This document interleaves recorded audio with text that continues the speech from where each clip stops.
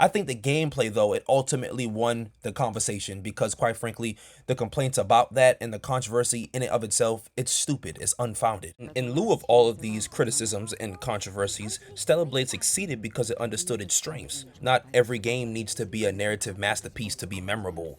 The combat system consistently rewarded mastery, boss encounters demanded attention, progression felt meaningful, the soundtrack amplified nearly every major moment. Perhaps most importantly, Stellar Blade launched as a complete package with a clear identity. It wasn't trying to be everything at once, knew it was an action game first, and delivered accordingly. By the time the PC version arrived, the game's audience had grown significantly, helping establish Stellar Blade as one of PlayStation's most successful modern action franchises and positioning Shift Up for a major follow-up. So to summarize that in a sentence, Shift Up understood the assignment. They knew exactly what they wanted to accomplish with their game. They knew what they were trying to do. They knew what they weren't trying to do, and they stuck to that. They weren't trying to make 60-hour plus single-player campaign mode that was a narrative masterpiece objectively. They were trying to make something that was fun to play with their own unique style by adding a Korean model as the protagonist, which is something that I'm grateful for. So they knew exactly what they wanted it to be. It's a strong foundation for a franchise, I think.